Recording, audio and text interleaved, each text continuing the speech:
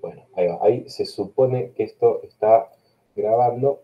Bien, la clase de hoy básicamente va a tratar el momento bisagra, el gran momento bisagra, podríamos decir, de la Edad Media, que es el paso de lo que conocemos como reinos sucesores, el periodo alto medieval, hacia el feudalismo, ¿no? Este tema da muchísima tela para cortar, ¿no? Creo que ya al haber abordado los textos, algo lo habrán intuido, ¿sí? Pero lo que tiene de interesante esta clase es que vamos al usar los 4 textos, ¿no? De las semanas 6 y 7, o sea, La Roca, Felicisauro, Polí y Bonasí, vamos a poder ver este cambio no solamente en el mundo rural, sino también en el mundo urbano, ¿no? Vamos a hacer ese juego eh, como para que sea un poquito más holístico y eso me lleva a compartirles una imagen. eh,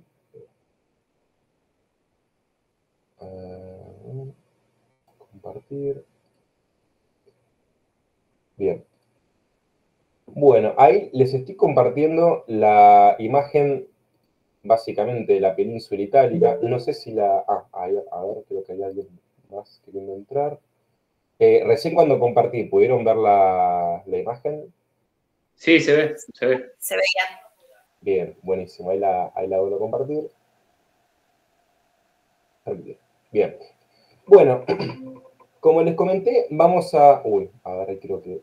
Perdón, pero... bien, ahí figura Gisela. Hola Gisela, ¿cómo estás? Bien, llegaste justo. Estábamos por empezar a comentar el texto de Gelici, ¿sí? Hola. Y... ¿Qué tal? ¿Cómo estás? Y estábamos diciendo que sí, todo bien. Estábamos justo por comenzar a comentar el texto de Gelici, dentro de la idea de que los 4 textos de hoy básicamente lo que hacen es hablarnos de ese gran momento bisagra, ¿no? Entre los reinos sucesores, periodo alto medieval, hacia el feudalismo, ¿no? La particularidad que tenemos es que con estos 4 textos vamos a poder verlo desde el espacio urbano y desde lo rural, ¿no? Desde ambas dimensiones. Y, digamos, dentro de esa lógica, empezamos con el de Gelici, que si bien es un texto cortito, creo que todos coincidimos, como hablábamos con Agustín hace un rato, de que es denso, tiene sus complicaciones propias de estar escrito desde una mirada histórica, pero fuertemente ligada a la arqueología. Por ende, bueno, partimos de ahí. Entonces, volviendo a la imagen, Gelici nos va a plantear una serie de cuestiones, ¿no? Todas en discusión con 2 autores. El primero ya lo conocemos, Pirén. El segundo, que lo nombra de hecho explícitamente en el texto al principio, es Woodham, ¿no? Uno de los grandes historiadores medievales, clásicos. Entonces, lo que nos va a plantear Gelici es esta idea de que el siglo VIII, a diferencia de lo planteado por Pirén y por Wickham, no es un siglo de estancamiento económico, sino que por el contrario, las fuentes arqueológicas, las fuentes materiales, como dice él, nos dan evidencia de exactamente lo contrario. Entonces, la gracia de visualizar este mapa, además de poder, digamos, entender la lógica de las dinámicas naturales y sociales de lo que sería este sector de Europa, ¿no? O este sector del Mediterráneo, como lo querramos ver, eh, interesa particularmente esto que está acá. Pueden ver el mouse, ¿no? Cuando lo muevo, o no se ve. ¿Se ve? Bien, Sí, joya. sí. Entonces, nos tenemos que situar acá, ¿no? En lo que se conoce como Valle del Po, toda esta región del norte de Italia, porque es la región que se va a desarrollar comercialmente, algo que no es menor. Vieron que la unificación italiana empieza en el Ducado de Saboya y está todo en el norte de Italia eso, ¿no? Es decir, el norte de Italia va a ser la macro región industrial a partir de la cual se va a plantear la unificación con el sur y el centro, ¿no? Ahora bien, el proceso de largo plazo eh, nace básicamente con lo que nosotros estamos empezando a a analizar ahora con el texto de Gelici, que es el comercio extrarregional que se genera a partir de este valle. Entonces, dos cuestiones más respecto a la geografía. Como podemos ver, es un valle que se crea en torno a dos grandes cadenas montañosas, ¿no? Y este valle, a partir del Adriático y todos los ríos internos que tienen, ríos que al día de hoy son importantísimos para la comunicación y el flujo entre las diferentes ciudades, entre la enorme red de ciudades, la densa red de ciudades que hay acá, es todo el comercio que entra vía Adriático desde el Imperio de Oriente, ¿no? Hoy en día sabemos que todo el comercio que entra a través del Adriático y que conecta básicamente a esta Europa medieval con el resto del Mediterráneo, va a servir o va a funcionar como motor, ¿bien?, de toda una cadena de comercio que va a llegar hasta el Atlántico Norte, básicamente, ¿no? Es decir, ferias como la de Champaña. Champaña es una región del centro norte, podríamos decir, de Francia, que va a practicar un feudalismo muy particular, ¿no? Un feudalismo donde los caballeros no van a tener una función primariamente de extracción extraeconómica hacia los campesinos, es decir, no van a funcionar solamente como brazo opresor contra los campesinos, sino que su rol principal va a ser cuidar las rutas, ¿no? En la región de Champaña los caballeros van a tener la función principal de cuidar las rutas y eso tiene que ver con el comercio, ¿no? Es decir, es una región que crece en el periodo medieval, el periodo feudal específicamente, a través del comercio, y eso nos marca, ¿no?, cómo podemos empezar a intuir diferentes tipos de feudalismo. Bueno, todo eso nace acá, en el Valle del Po. Todo el comercio que atraviesa Champaña y llega al norte del continente europeo, nace en este valle. Entonces, voy a dejar de compartir este mapa porque les quiero mostrar otro, en el que esto se va a graficar un poquito mejor. Ahí va. Que son los ríos internos de... mapa topográfico, no sé.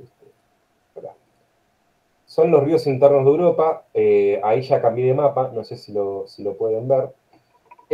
Pero acá se puede graficar un poquito más lo que es el brazo principal de este río, ¿no? Obviamente tiene un montón de afluentes, no se limita a un brazo, funciona como una cuenca al estilo Río de la Plata, bien, pero va a inundar desde el Adriático. En este mapa, digamos, tenemos la particularidad de que se puede ver un poco más el Mediterráneo, como para entender un poco más el flujo de comercio. Entonces, todo el comercio que viene desde el Mediterráneo este, vía Adriático, entra al Valle del Po, sube, atraviesa los Alpes, bien, y va a llegar vía Sena y vía Rin, ¿sí?, hasta lo que sería el Atlántico Norte. Por ende, esta región no va a ser para nada menor, ¿sí? Vuelvo 2 segundos al otro mapa, como para ya comentar con esa imagen el texto de... Ahí va. Bien, entonces, a Gelici le interesan principalmente las fuentes arqueológicas. Se va a contrastar fuertemente con Wickham y Irene, en el sentido de que él va a decir que no tenemos medios sofisticados para leer las fuentes materiales y ponerlas en sintonía, en relación con las fuentes escritas, ¿no? Por ende, en ese sentido, él va a hacer fuerte hincapié en la importancia que van a tener, al igual de lo que vimos en títulos anteriores, todo lo que es el desarrollo de las excavaciones arqueológicas, pero en este caso en específico para dar cuenta de una red de emporias, es decir, de ciudades que se van fundando, ¿no?, teniendo como núcleo o como corazón el puerto, es decir, el comercio. Y en este sentido, él va a destacar una pequeña aldea, podríamos decir, una pequeña aldea comercial llamada Comacchio, que está al sur de Venecia, ¿no? Siguiendo el mouse, si Venecia está aproximadamente acá, donde estoy marcando, Comacchio está acá. es decir, está un poco más al sur y por ende tiene una mejor conexión con lo que sería el comercio bizantino, podríamos decir en un primer momento.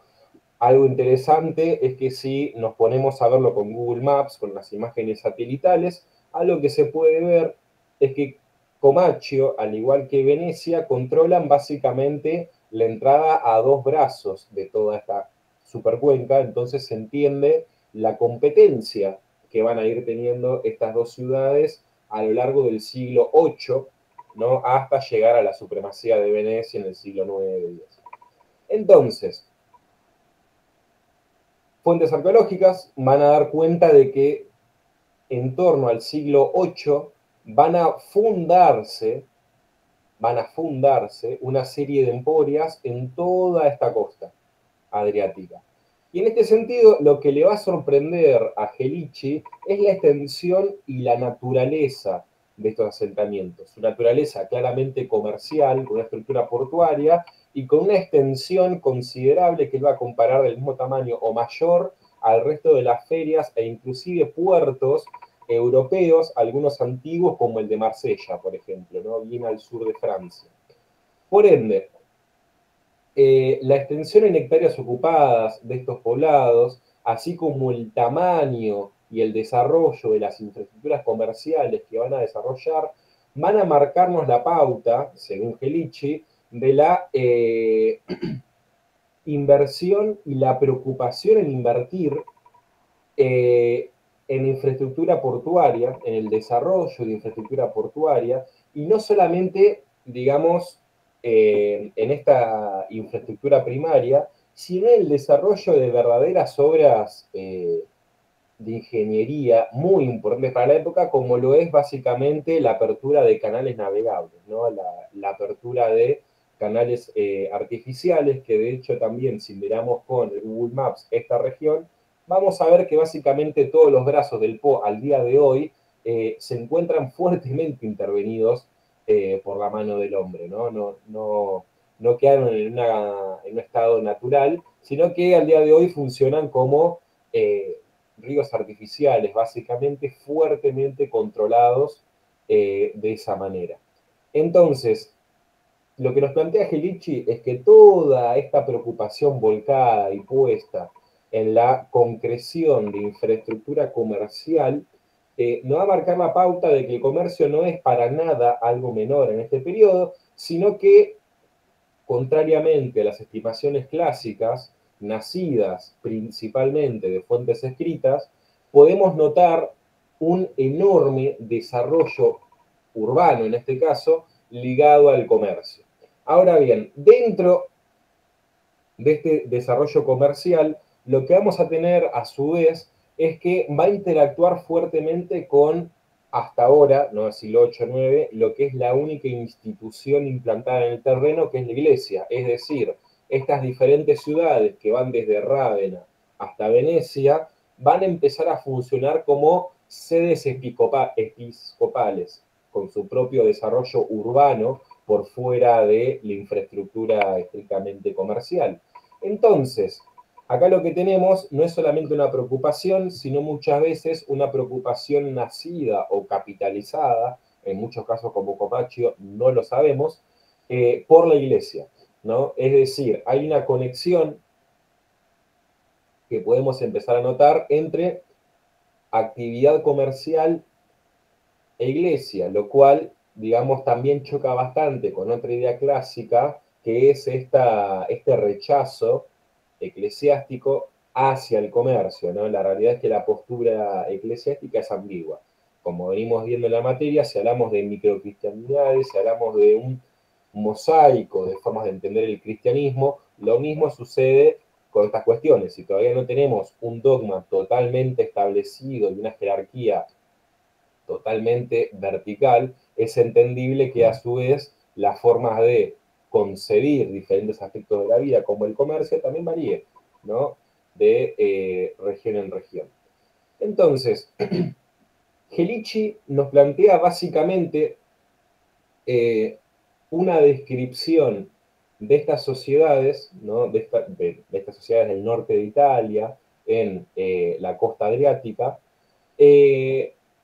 compleja, donde todavía no hay, digamos, una conclusión o un saber exacto sobre ellas, sino que lo que tenemos es un problema, donde tenemos una aparente disidencia, una aparente contradicción entre las fuentes escritas y las materiales, lo cual va a llevar a este autor en torno al año 2012, ¿no? O sea, muy actual, eh,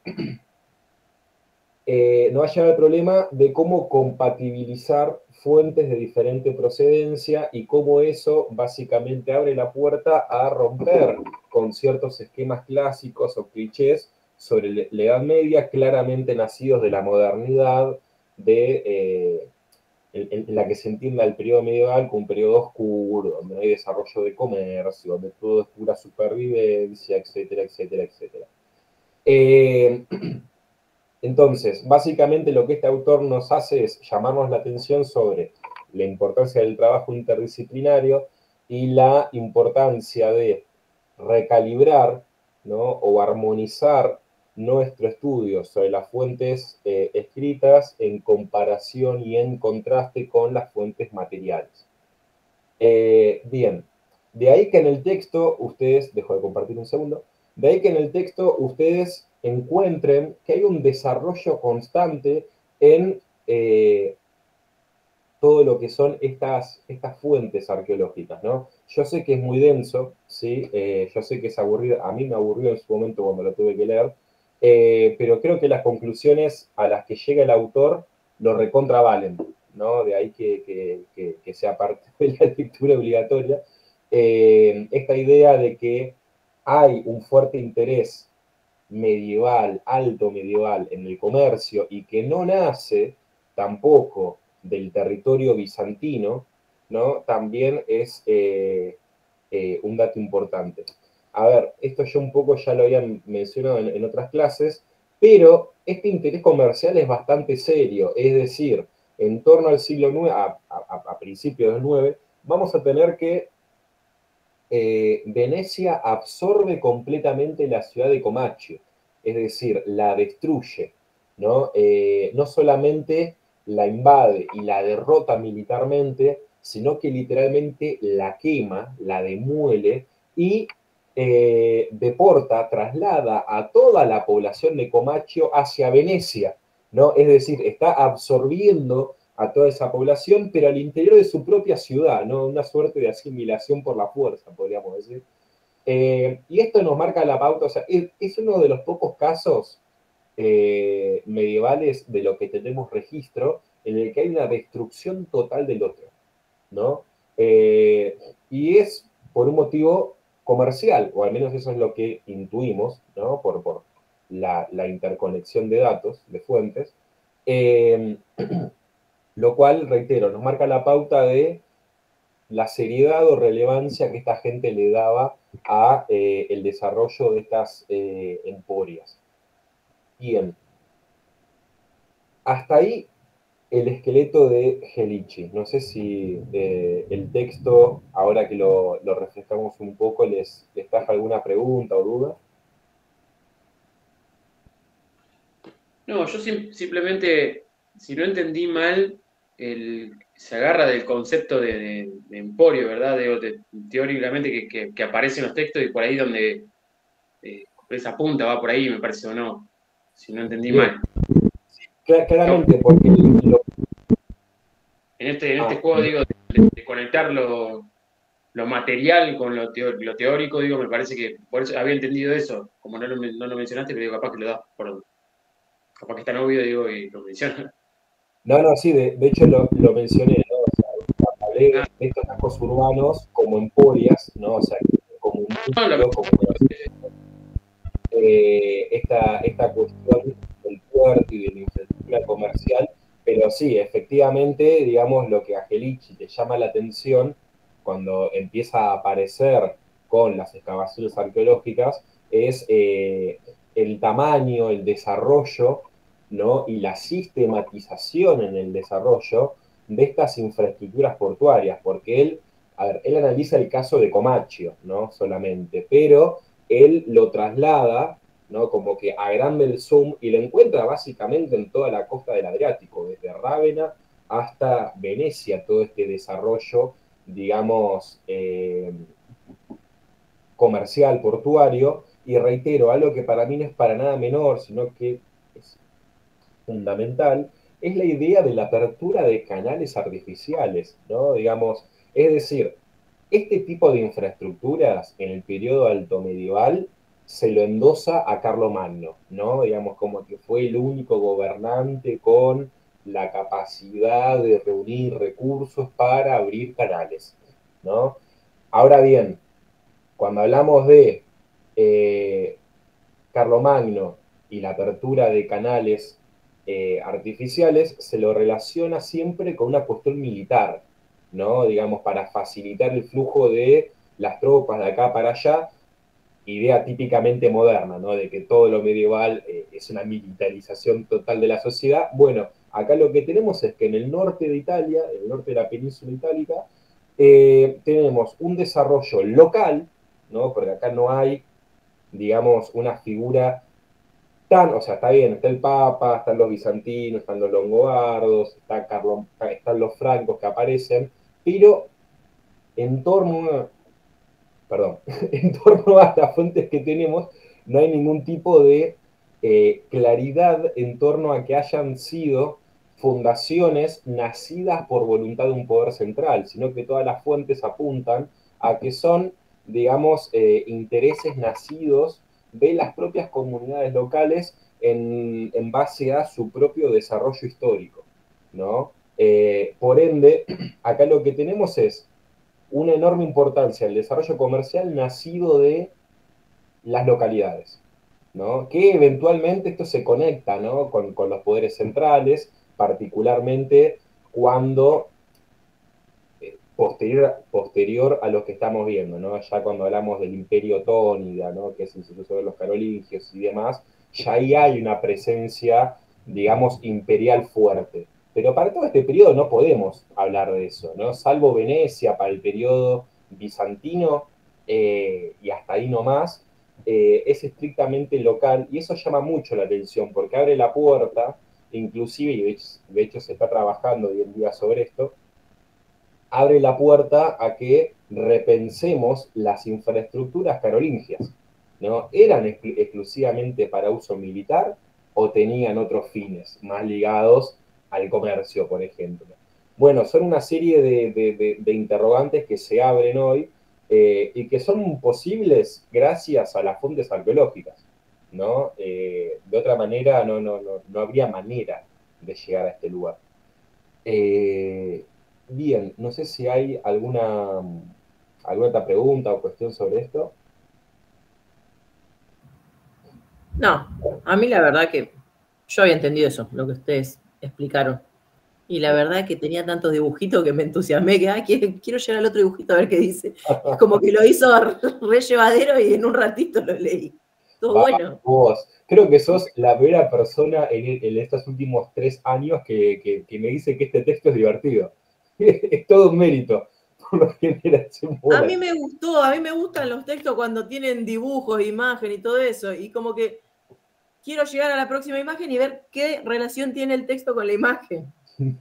Bien, entonces ya me puedo intuir por dónde vas a encarar el parcial, de que hágame acordar en caso de que me olvide, hay que hablar un par de cositas hacia el final de la clase. Eh, pero sí, lo que tiene de interesante en los textos fuertemente basados en fuentes arqueológicas es eso, ¿no? Que están muy acompañados de mapitas, dibujitos, esquemas, cuadros, ¿no? Eso lo hace más llevadero. Bien, bueno, este texto, el de Gelici, se relaciona fuertemente con otros, ¿no? En primer término, con el otro texto correspondiente a esa semana, que es el de La Roca, ¿no? Que habla de los espacios urbanos entre el 6 y el 8, pero también con un texto que ya vimos en su momento, que trabaja la urbanidad, pero en un periodo más temprano, ¿no? Más ligado a esa transición entre la, entre comillas, caída o desmenuzación del Imperio Romano de Occidente con la antigüedad tardía barra periodo alto medieval, que es el de Richard Hodge, ¿no? Entonces, siempre está bueno poner en sintonía los textos. En este caso, como para ir viendo la evolución histórica, en este caso de el factor urbano ligado al comercio, ¿no? Que es en definitiva lo que atraviesa a estos tres textos. Bueno, el texto de La Roca, ¿no? Ya entrando un poquito por esa cuña, el texto de La Roca a mí me encanta, ¿no? No solamente porque, digamos, es una autora que para mí es muy clara al momento de escribir, desarrollar, dar a entender sus ideas, sino que constantemente, pero constantemente, ¿no? Yo creo que hasta hay un cierto, una cierta cizaña ahí, le vive pegando a otros historiadores, ¿no? De hecho, ella arranca diciendo que, y leo textual, estudiar la ciudad alto medieval solo como decadencia de la ciudad antigua no dice de por sí nada sobre la ciudad alto medieval. Y a partir de esta idea, ¿no? O sea, en este primer párrafo, ya hay una enorme crítica hacia la historiografía clásica, ¿no? Es decir, la historiografía sobre la que ella se tuvo que parar para hacer un estado de la cuestión y poder desarrollar su hipótesis, ¿no? Es decir, que es esta cuestión también heredada de la modernidad de comparar constantemente a la ciudad medieval con la ciudad antigua y describir la ciudad medieval en contraste de lo que no es, ¿no? Por ende, siempre en términos totalmente pesimistas, ¿no? En este sentido, La Roca también discute fuertísimamente con Pirén, ¿no? En esta idea de que estudiar la ciudad alto medieval solo como la decadencia de la antigua no dice nada de la ciudad medieval, sino que dice muchísimo sobre los sesgos de los historiadores, ¿no? Digamos, ahí ya es hermoso cómo arranca, ¿no? Llamando la atención en su escrito. Y bueno, nos va a plantear la idea de que los restos materiales, ¿no? Acá comparte fuertemente con Gelici, la idea de que no solemos interpretar bien las fuentes materiales, sino que los medievalistas, contra los que ella discute, suelen tratar de, digamos, endosar los restos materiales a lo que a la descripción o al mapeo que se hace con las fuentes escritas, ¿no? Como que hay una suerte de trabajo historiográfico no original de los restos arqueológicos, tratar de acomodarlos a lo que está escrito y no a reinterpretar todo el esquema a partir de lo material, ¿no? Bueno, entonces todo su texto se va a basar en eso, en tratar de desarmar esa idea, ¿no? Creo que eso me parece es lo más claro. Creo que eso es como decir una falta de reinterpretación de algo como que están encajonado y generalmente seguiríamos en esa línea porque son modelos y esquemas ya existentes, hechos por los clásicos, y vos decís, bueno, me parece que digo, de ahí como que de ahí ya se hace mucho más claro todo el texto, porque con los modelos de ciudad también, los dos modelos, eso no me sale la palabra que menciona, pero me parece que ahí es claro, lo más claro, digo. Sí, totalmente. A mí lo que me gusta en relación a eso, ¿no? Es que constantemente vieron que se habla del trabajo interdisciplinario, de la importancia de trabajar en conjunto con otras áreas del saber, etcétera, pero muy poca gente lo hace en realidad, ¿no? Muchos mienten sobre eso, venden pescado podrido, ¿no? Hablando de trabajo interdisciplinario, pero poca gente realmente se sienta a ver, bueno, qué herramientas utiliza la arqueología, qué herramientas o qué método utiliza la antropología, qué discusiones internas hay en estos campos, porque al igual que los creadores, digamos, en cualquier ciencia hay discusiones, ¿no? Y formas de entender los paradigmas de trabajo de manera diferente, y eso es en definitiva lo que permite a uno trabajar interdisciplinariamente, ¿no? Bueno, estos textos que ustedes tienen, yo creo que hacen ese esfuerzo real, ¿no? Y de ahí creo que el ensañamiento constante que tienen con pegarle, digamos, constantemente a otros historiadores. Bien, entonces, en este término, lo que nos va a plantear, ¿no? Es que los datos arqueológicos de las fases urbanas entre los siglos 5 y 10 en Italia, ¿no? Que es el espacio que trabaja ella, no plantean certezas indiscutibles en torno a lo que, digamos, ya estaba en las fuentes escritas, sino que muy por el contrario, nos muestran, digamos, fuertes contradicciones con lo escrito y que tienen que ver principalmente con... uy, perdón, se está cayendo el cielo más o menos acá. Nos muestran ciudades no solamente en continua mutación, sino en aparente contradicción, ¿no? Ahora vamos a meternos un poquito en esa idea porque ahí entra lo que vos decías, ¿no? De esta cuestión de describirlo en parejas antitéticas, ¿no? Constantemente a las ciudades. Entonces, nos va a plantear en primer término que históricamente las ciudades medievales fueron entendidas en contraposición, como dijimos, ¿no? Contraposiciones nacidas de parejas antitéticas, de las cuales la principal es la idea de que hay dos tipos o modelos de ciudad. La ciudad civilizada, ¿no? La ciudad propiamente urbana, la ciudad antigua, ¿no? De los griegos y los romanos, y una ciudad que no es ciudad, ¿no? La ciudad ruralizada, la ciudad cristiana, la ciudad medieval como la no ciudad, ¿no? Entonces, lo que nos va a plantear la autora es que todas estas parejas antitéticas nacen de una bipartición núcleo, que es la ciudad longobarda versus la ciudad bizantina, ¿no? Esta idea de que, bueno, en el espacio controlado por los bizantinos todavía hay, digamos, una ciudad urbana y que los longobardos son unos brutos, digamos, que ruralizan todo, que militarizan todo y que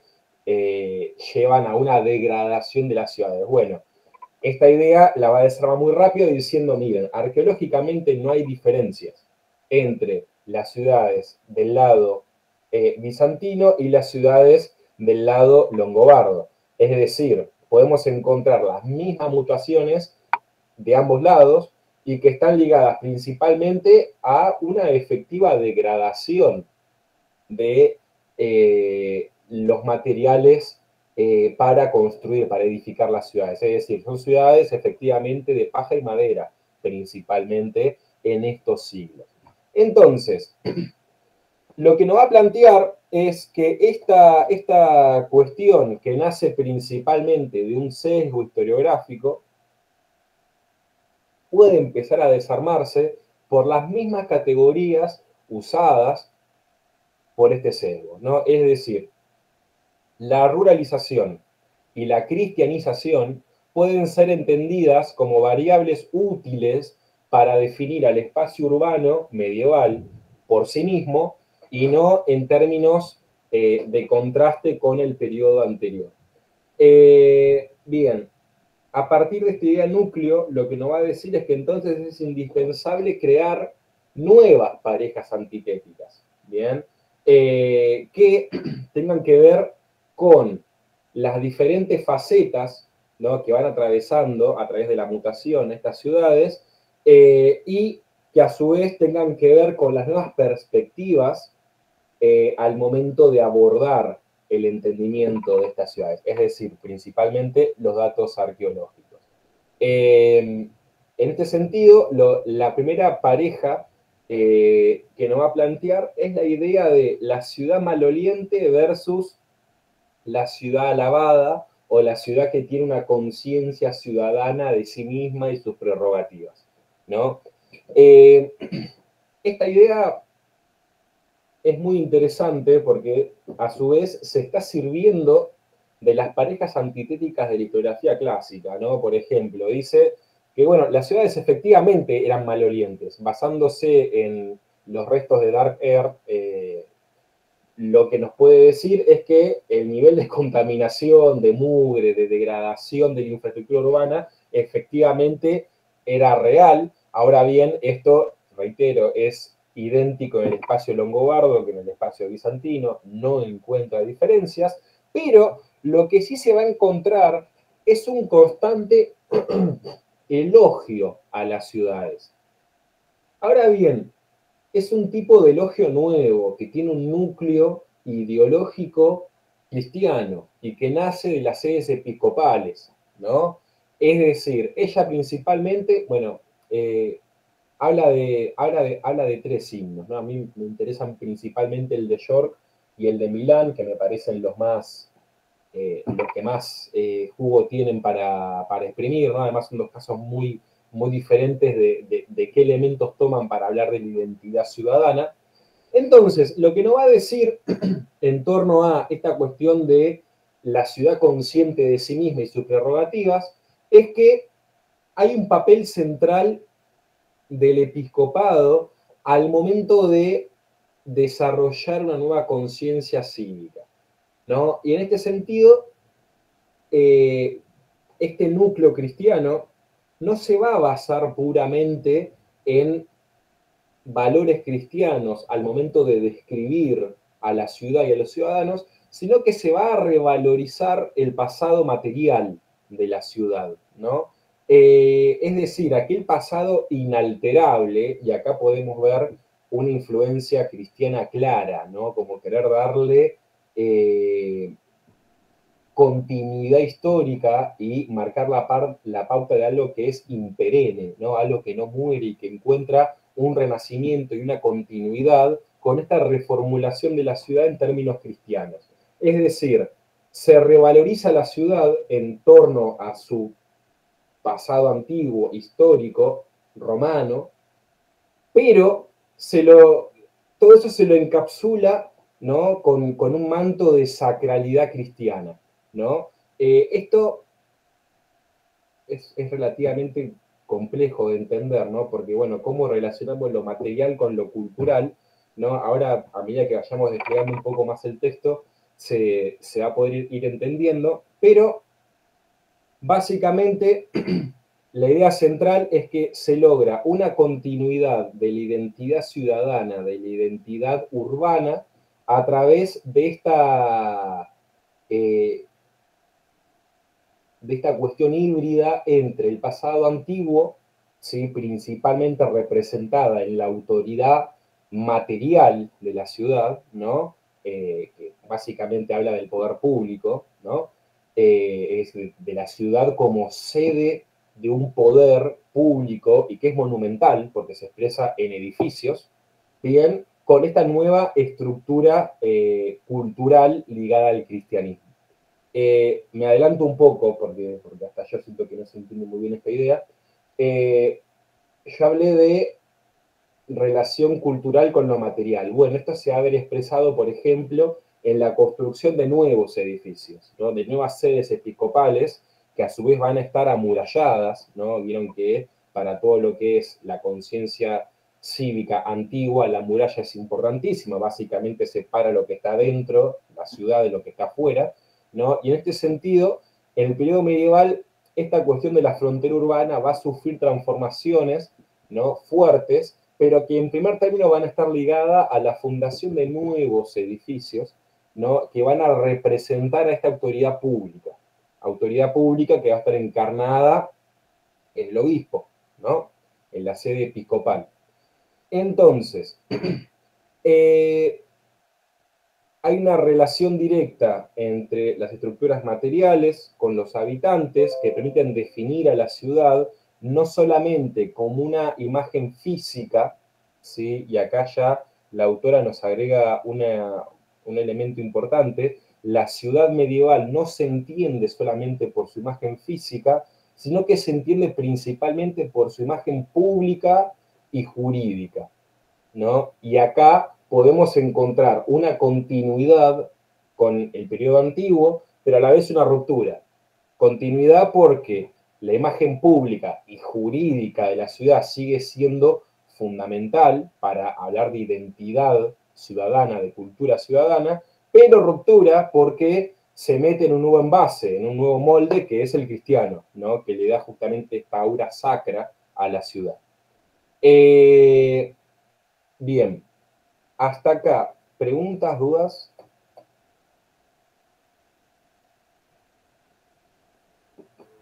No, venimos bien.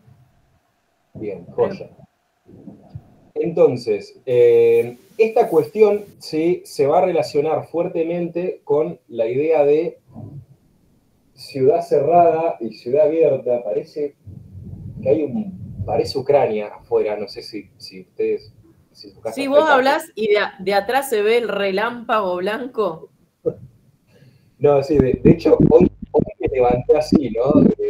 No sé ustedes, pero tuve la esperanza de que suspendan las clases, ¿no? De levantarme y ver el mensaje del grupo del colegio que había clases suspendidas por lluvia. Nunca sucedió. No, yo llegué y tenía 2 pibes, ¿viste? Así yo lo voy a matar a ustedes, ¿qué hacen acá? Me podría haber ido y están acá, los odio. Y como son de sexto, se los puedo decir. Acá ni una gota, ¿eh? Nada. Cero. Uy, eso es muchísima suerte. ¿Sos de Buenos Aires, Eloísa? Bahía Blanca, cerca de Bahía Blanca. Ah, bueno, mejor entonces, ¿no? No, ya está, estamos, sí, pasados. No estoy en Bahía, pero estamos cerca. Bien. Punta Alta, por casualidad. Pigüé. Claro. Para el otro lado. Claro, bien. Tengo familia más o menos por la zona, entonces todo lo que sea bahiense siempre me llama la atención. Sí, a mis estudiantes les dije lo mismo. En la aula y había 9. Como, ¿qué hacen acá? ¿Por qué vinieron? Encima había el estudiante que siempre que tiene que venir no viene, y cuando no tiene que venir viene, y fue como, López, ¿qué hace acá? O sea, no me vine a rendir, no me vine el periodo de disciplina, no me vine a rendir nada, y justo hoy viene, o sea, aquí no sé, pero bueno. En fin. Es que en realidad el criterio de ir no es que quieren ir. El tema es que si se quedan en la casa, lo van a poner a hacer algo. Y vienen al colegio a no hacer nada. Sí, excelente observación antropológica del comportamiento estudiantil, sí, estoy de acuerdo. De hecho, hoy fue básicamente, o sea, creo que si vimos, fueron 40 minutos de clase y después el resto del día fue básicamente ver películas, hacer juegos, pero entre todo el colegio sumamos 19 pibes. Pero bueno. No, acá en Olavarría, en el centro, llovió ayer, hoy, ahora también está feo, así que toda la tormenta va para allá, para Capital. Igual nosotros tuvimos suspensión de clase ayer y hoy, pero bueno, por cuestiones peores, hubo un enfrentamiento entre alumnas, así que con armas blancas, así que estamos complicados ahorita la cuestión, así con inspectores distritales, regionales, todo. Así que hay cosas siempre peores. Es preferible tener 9 alumnos que y problemas y catarsis y demás. Así que siempre se puede estar peor. Sí, igual yo no sé si a ustedes les pareció esto, ¿no? Pero es como que, ponele, no sé, de hace 3 meses para acá, es como que la sociedad se enteró que existe la violencia en la escuela. Para mí, lamentablemente, es una práctica normal, que los pibes se agarran a trompada. Está bien que la violencia se está llevando a momentos más importantes, ¿no? Pero es como que de un tiempo para acá, recién todos se enteraron que los chicos tienen actitudes realmente violentas. No solo entre ellos, sino hacia el docente también. Sí. Vos decís que 2 alumnas se golpearon. Bueno, a mí hace un año un alumno me quiso revolear una silla. Y hasta hace 2 meses a un compañero de trabajo, 2 alumnos lo agarraron a un profesor a pegarle. Uno lo agarró atrás y el otro lo surtía duro y parejo. ¿Viste? Decís, la diferencia alumno-profesor es como que se perdió totalmente y como que la sociedad se enteró recién ahora. Sí, no, más allá de que estamos en un momento de inicio de ruptura del tejido social, creo yo, claramente, para un nivel de violencia enorme. Eso que decís para mí es el efecto de la serie esta Adolescencia. No sé si la vieron, pero es una miniserie de 4 capítulos que sea, está buenísima, no caben dudas, pero bueno, es como la euforia del momento, ¿no? Ahora todos parece que son expertos en las relaciones escolares y todo el mundo habla de eso, pero sí, totalmente, digo, casos de violencia entre estudiantes, hacia los profesores, o de estudiantes que se autolesionan, ¿no? Digamos, hay desde siempre. Igual es una realidad que ahora está peor, ¿no? Digamos, en este año la cantidad de casos, principalmente nacidos de las redes, ¿no? Digamos, de intercambios que tienen las redes y que después lo terminan volcando de manera totalmente violenta en persona, es... Sí, no, pero algo se rompió. Yo te digo, la familia nuclear, para bien o para mal, digo, algo se rompió ahí y cuestión de también de que hemos perdido ya la autoridad, la legitimidad, la escuela está en un periodo complicadísimo. No, estamos ahí en un limbo y nos estamos cubriendo básicamente de nosotros, porque también no tenemos mucho para dónde ir. Sí, Pero algo se rompió. sí, porque además la debería amparar, acompañar y dar herramientas, hace todo lo contrario, ¿no? Entonces, creo que está más... Es la que te cuestiona todo el tiempo. ¿Sí? No utilizaste las estrategias suficientes para poder abordar la situación. ¿Cuáles estrategias? ¿No? Es siempre mi respuesta. No sé, porque no siempre sé, lo único que tengo es hacer acta, nada más. viste que siempre Y la dicen, no, esperanza que en algún momento me den psiquiátrica y me quede en mi casa. el sueño de todos, creo yo. Sí, no, esta cuestión pues de nuevo, porque hay que ser creativos, hay que romper la estructura del área. Bueno, perfecto, decime cómo y deja de forzarme a que todo el tiempo sea exactamente lo opuesto, porque todo apunta a una burocratización asquerosa que no le termina sirviendo a nadie y que en definitiva es reproducir a una escala peor lo mismo de siempre, ¿no? Creo que está más vigente que nunca la frase de que si hoy en día tenemos educación es por voluntad y vocación de los docentes antes que por otra cosa, ¿no? El día que renunciemos todos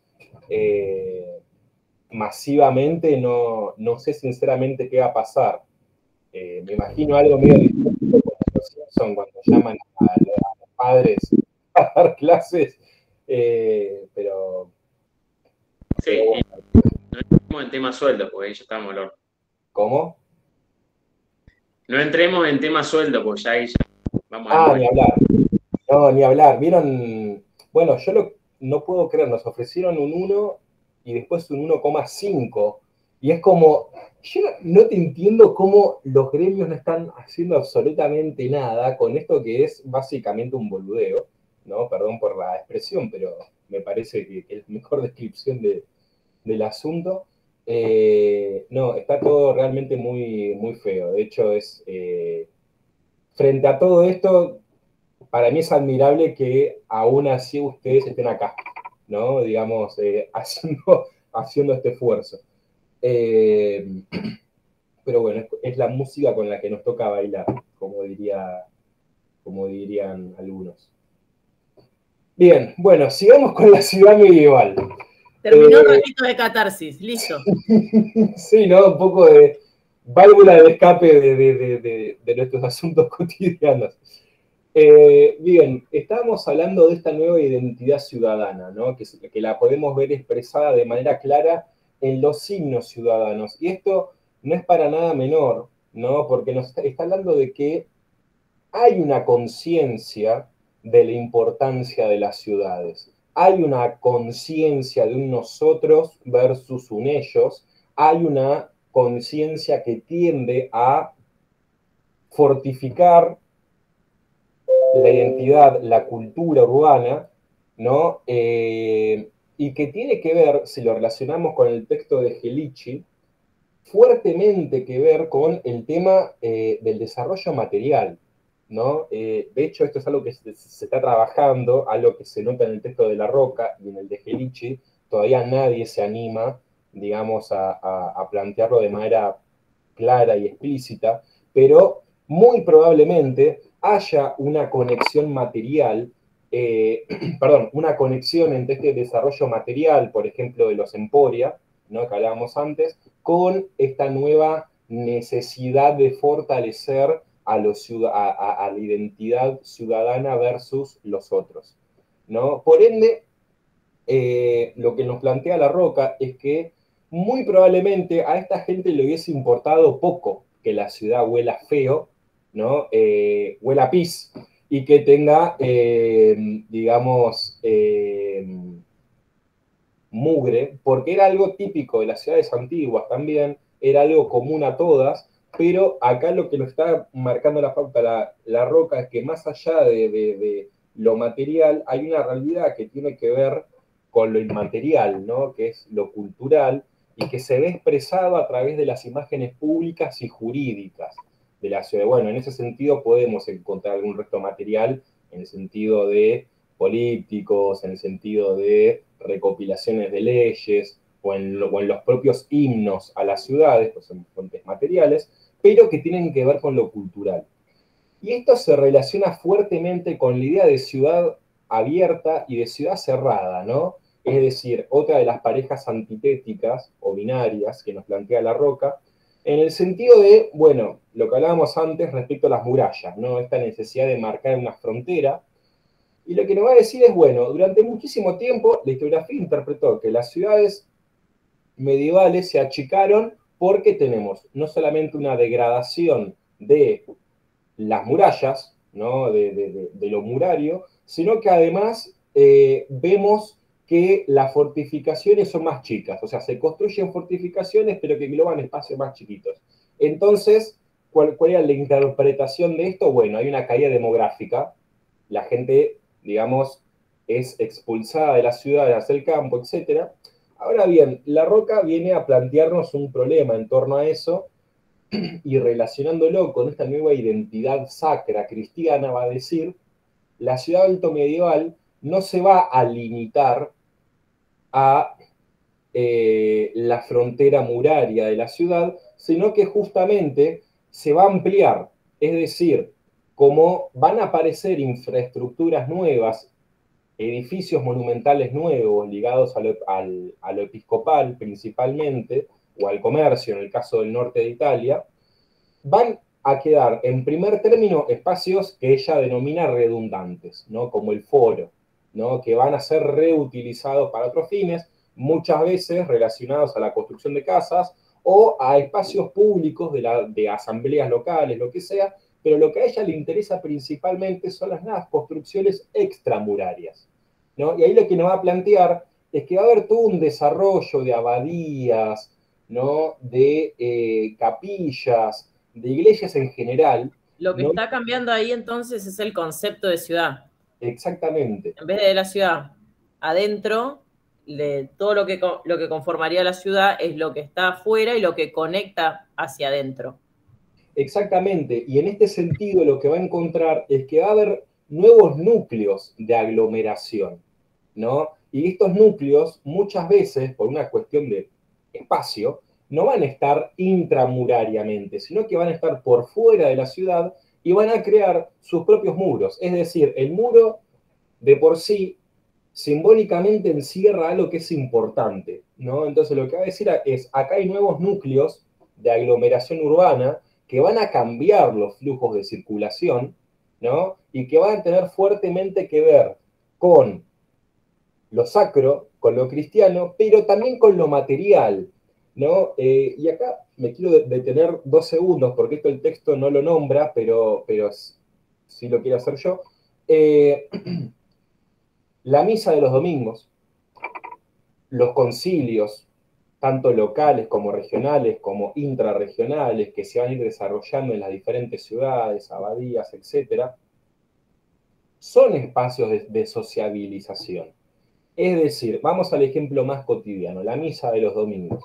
La gente entiende a la iglesia como un punto de encuentro, como un punto de sociabilidad, no solamente en la formalidad de la misa. Digo, la misa para este periodo se da en latín.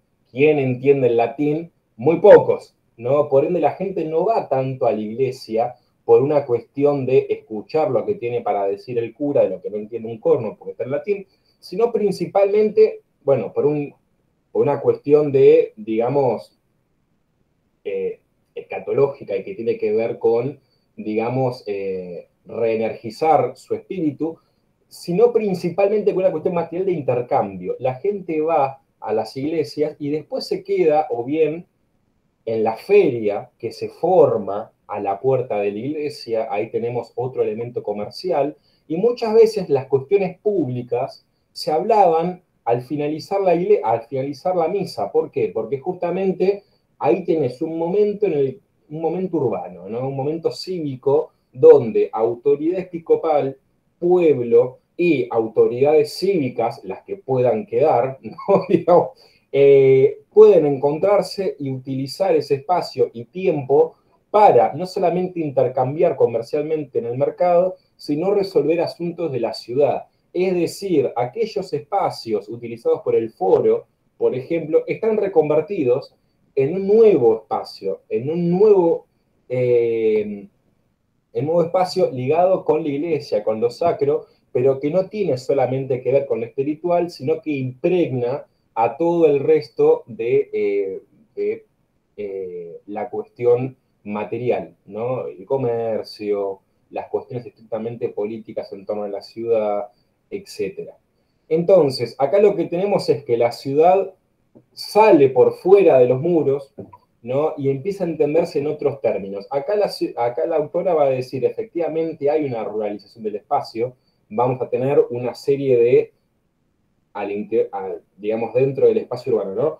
Vamos a tener focos, cascos urbanos intercalados por espacios rurales al mismo interior de la ciudad. Ahora bien, esto no implica en absoluto, al menos en los casos en los que ella estudia, una ruptura de la identidad, porque ella va a plantearnos que esta gente sigue entendiéndose en términos de barrios, en términos de circunscripciones urbanas, ¿no? Es decir, identidades propias al interior de la ciudad que no por la ruralización pierden eficacia, sino que por el contrario se resignifican, ¿bien? No solamente, digamos, en términos de el barrio, sino que en términos de estos flujos de comunicación que tienen que ver con estos nuevos epicentros gravitatorios como las iglesias, especialmente las iglesias que guardan reliquias, ¿no? Digamos, esto es importante porque además van a atraer a un nuevo tipo de habitante, que es el peregrino,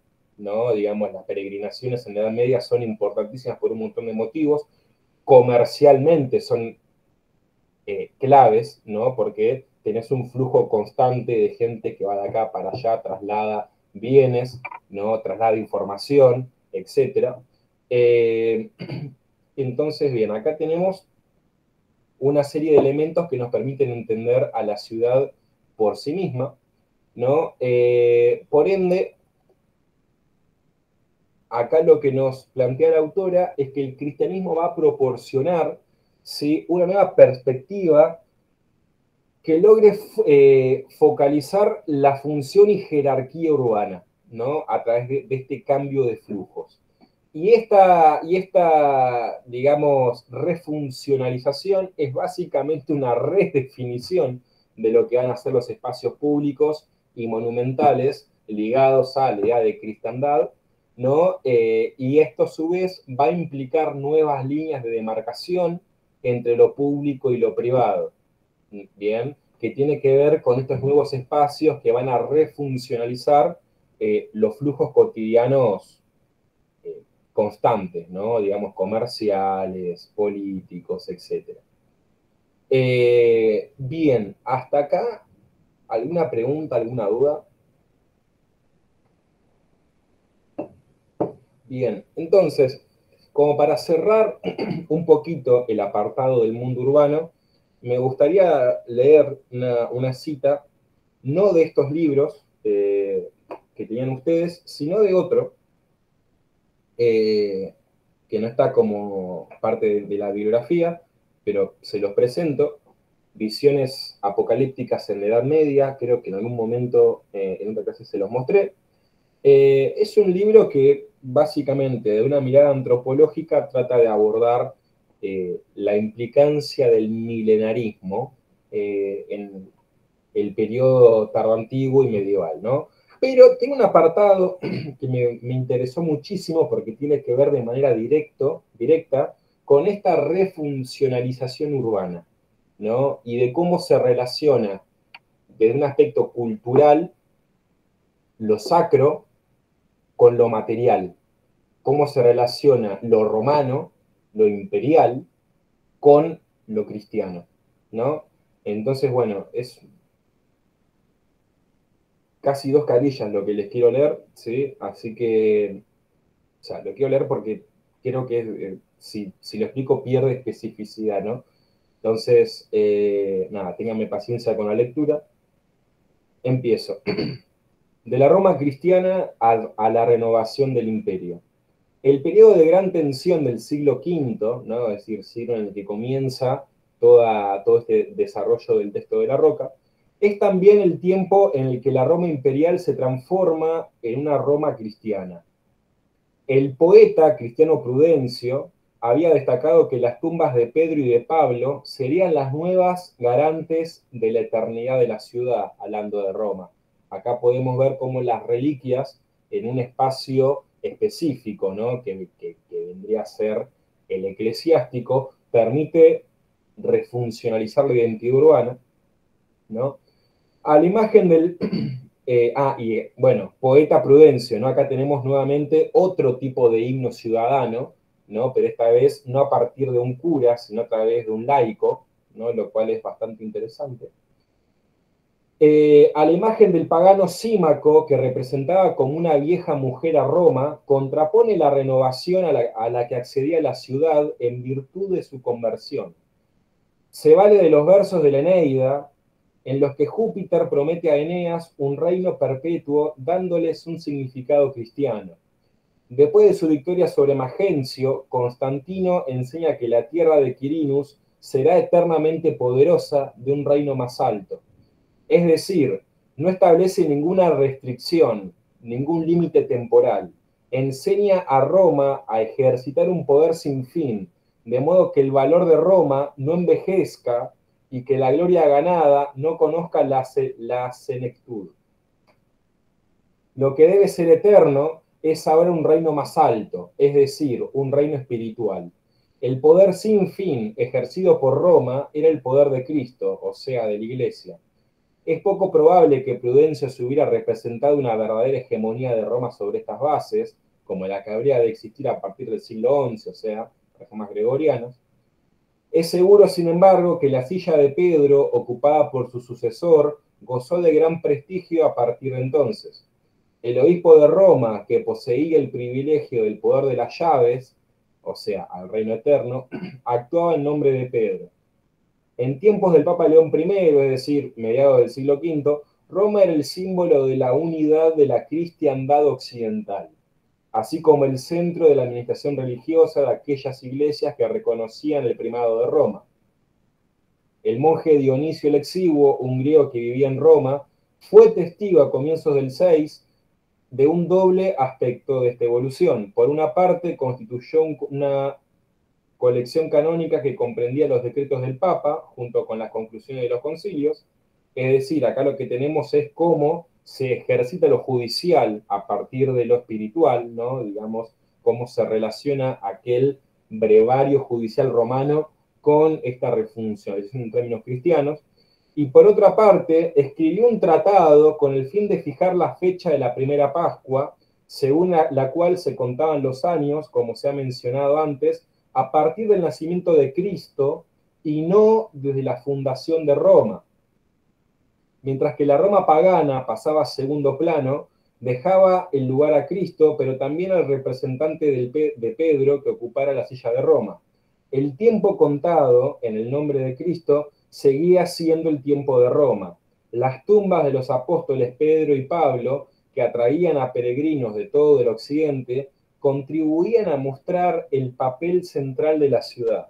Es decir, básicamente toda esta idea gira en torno a que cómo se logra superar el problema de que Roma fue derrotada, ¿no? Cómo se logra superar el problema de que la cultura romana encontró un momento de decadencia, de disgregación, de separación, cómo se logra revitalizar la cultura urbana, la identidad urbana, bueno, justamente a través del cristianismo. Es el cristianismo el que logra rejuvenecer, es el que logra linkear aquella antigüedad, ¿no? Aquel legado histórico imperial con lo nuevo, y a través de eso permitir una revitalización de la ciudad, ¿no? Es decir, se plantea la eternidad de Roma, se plantea la eternidad de la cultura romana a partir de su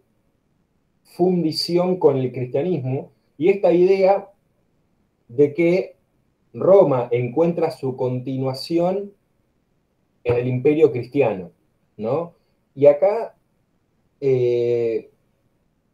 para mí no es en absoluto menor, ¿sí? La variable cultural de haber sido un grupo perseguido, ¿no? Como ustedes saben, el cristianismo fue perseguido durante muchísimos siglos en la antigüedad, ¿no? Persecuciones muy sangrientas.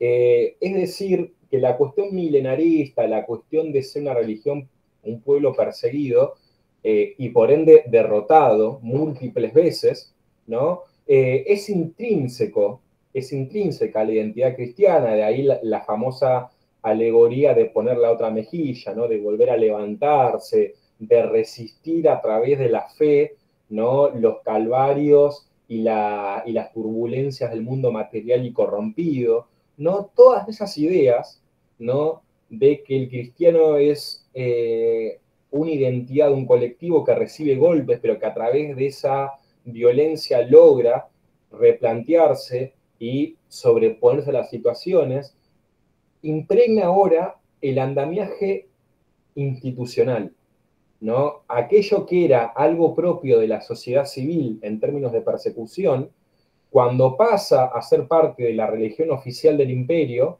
¿no? Se tiene que empezar a reformular, tiene que empezar a fundirse, tiene que empezar a encontrar una nueva lógica que logre mechar aquello cristiano con el imperio, y la va a terminar de encontrar en este periodo altomedieval a partir de esta nueva cultura ciudadana, ¿no? Donde se va a lograr relacionar aquello material con aquello cultural típicamente cristiano.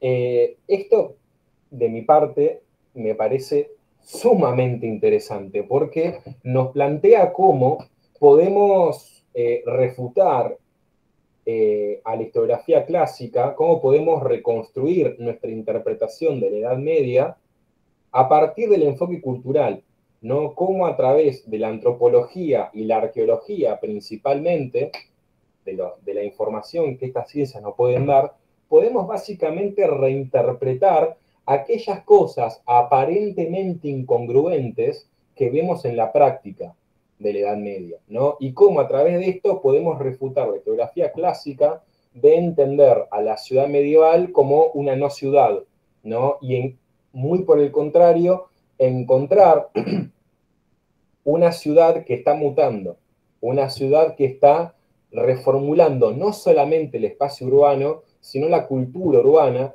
y que son básicamente los cimientos en los que se va a parar la Europa moderna. ¿Y por qué esto es importante? Porque va a ser la Europa moderna la que va a saltar a conquistar el mundo, ¿no? Digamos, hasta nuestro presente.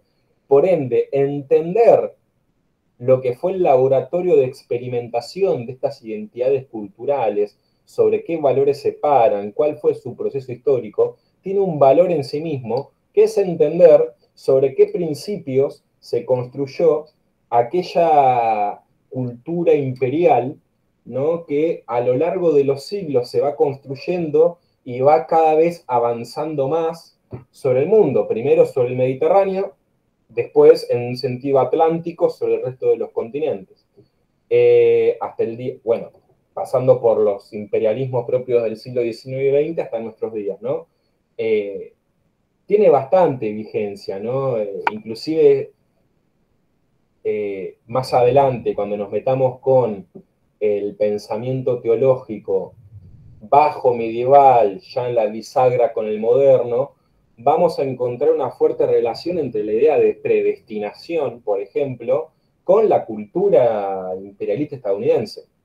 E incluso, bueno, en realidad en primer término británica, luego estadounidense, es decir, esta idea de que hay un destino manifiesto y que yo puedo ser, no solamente comprenderlo, sino ser el, digamos, ejecutor de ese destino manifiesto y cómo yo construyo mi base de poder en torno a eso, ¿no? Bueno, eso explica básicamente cómo Estados Unidos hoy en día se termina sintiendo una suerte de gendarme del mundo, de creador de pensamientos en torno a lo que está bien y lo que está mal, cómo debe ser, de lo que no debe ser. Y en ese sentido, no sé si lo llegaron a ver, pero hoy salió una nota muy interesante.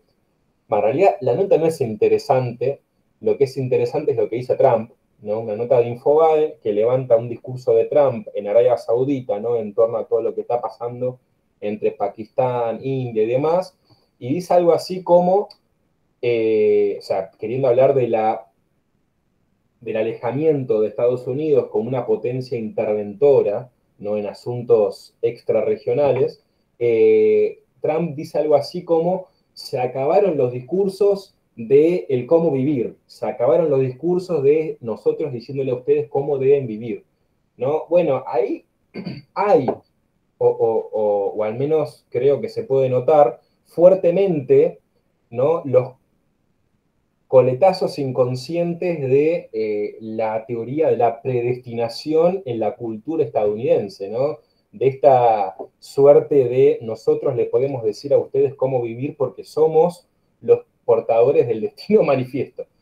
Pero bueno, nada, me fui un poco por las ramas, ya cuando lleguemos a ese momento vamos a verlo con más detalle. Por el momento lo que me interesa es que puedan ir trazando las relaciones entre lo que estamos viendo con, digamos, el proceso de largo plazo que nos va a llevar hacia ese lugar, hacia ese andamiaje. Bien, hasta ahí el texto de La Roca. No sé si hay alguna pregunta, alguna duda, algún comentario.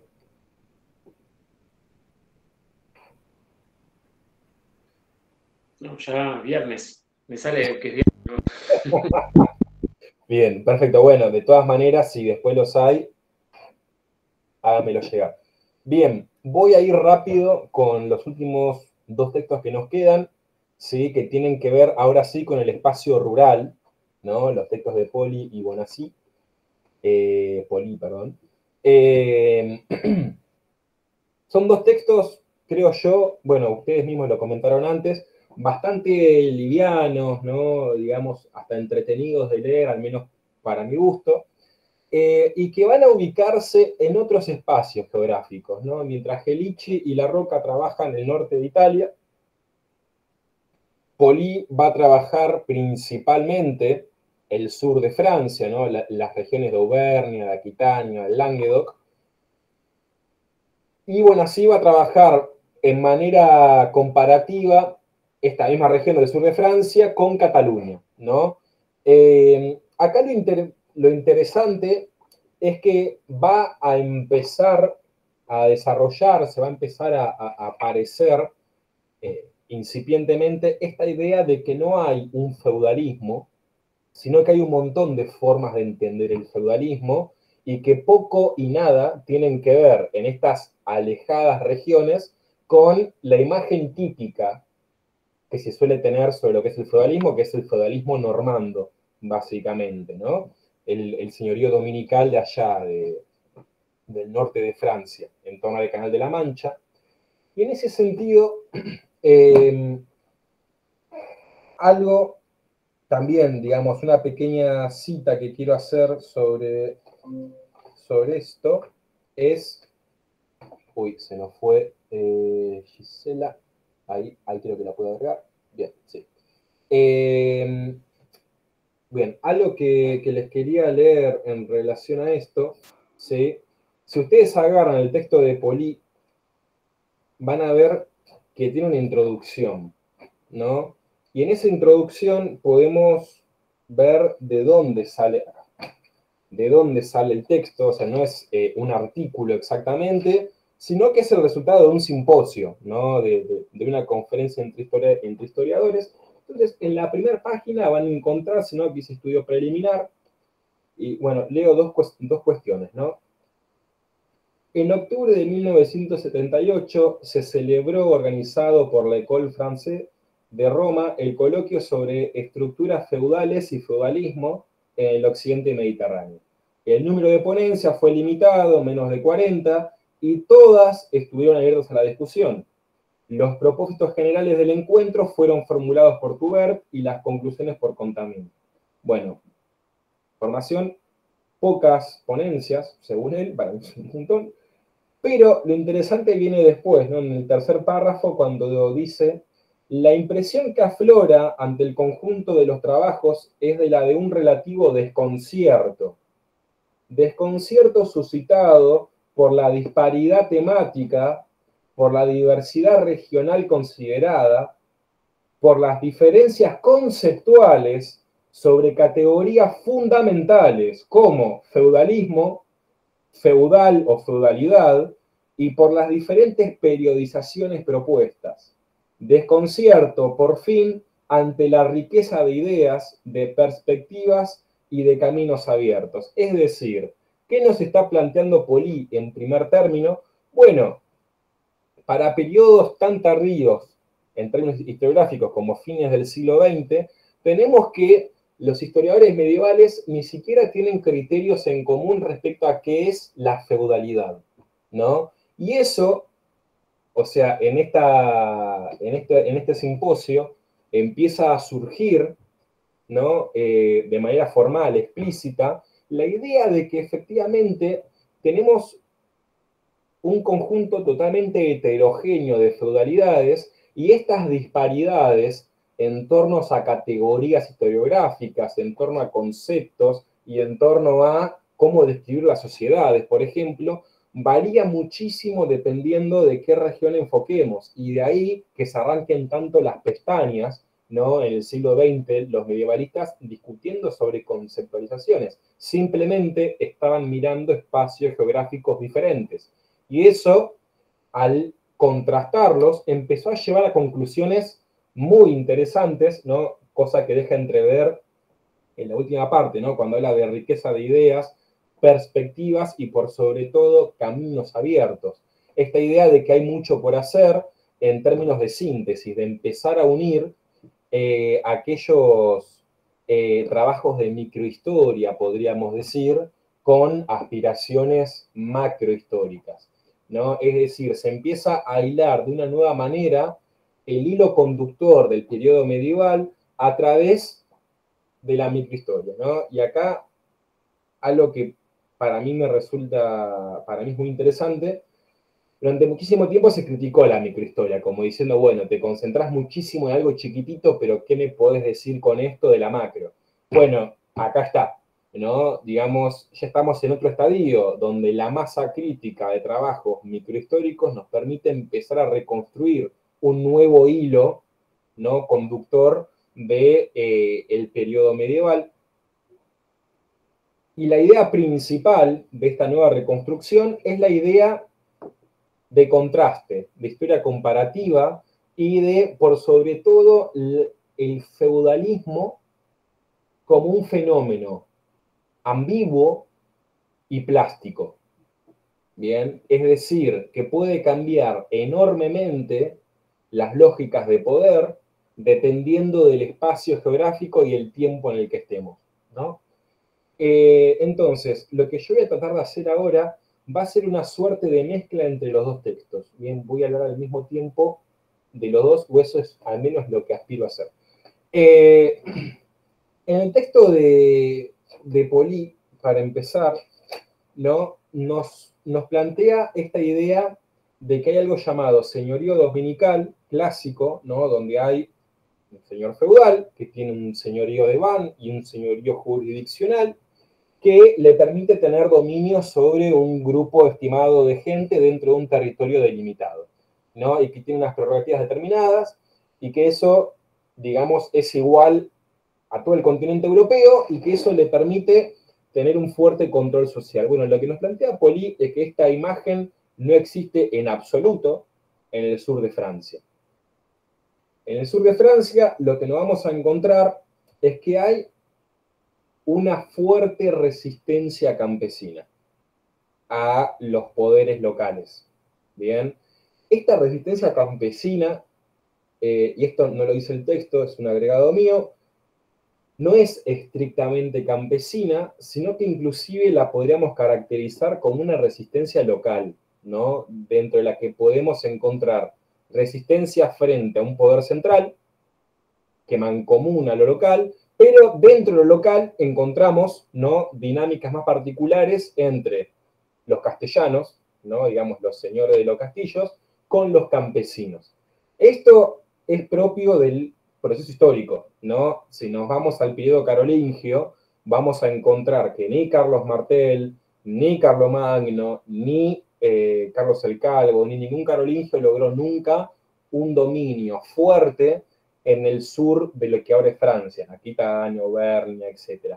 ¿Por qué nunca lo lograron? Bueno, porque era una región con una identidad cultural muy fuerte, que además contaba con una infraestructura material muy desarrollada, es decir, en el sur de Francia, básicamente todas las ciudades están amuralladas, por ende son difíciles de subyugar, ¿no? Necesitas muchísimos recursos para doblegarlos, y cuando lo podés hacer, no es de manera total, porque a la vez tenés que instaurar, ¿no?, un fuerte control constante, y eso básicamente se traduce en ejércitos, y no siempre lo podés hacer. Por ende, ya de entrada es una región complicadísima en términos de largo plazo. Una región que siempre funcionó de frontera, digo, así como los carolingios tuvieron problemas en esa región, los musulmanes, cuando se van expandiendo de la península ibérica para el norte, también lo van a tener, no por nada en esa región se frena el avance musulmán, ¿no? Digamos, hay un andamiaje lo suficientemente sólido como para defenderse, ¿no?, de avances, opresiones desde ambos lados, lo cual es muy interesante en sí mismo. Pero bueno, para este momento, es decir, para el siglo IX y X, principalmente el X, lo que nos va a plantear Poli es que los campesinos van, a diferencia del norte europeo, a presentar unos rasgos, digamos, mucho más problemáticos para el poder, ¿no?, que en otras regiones. Y esto se va a deber principalmente a la escasez demográfica de la región.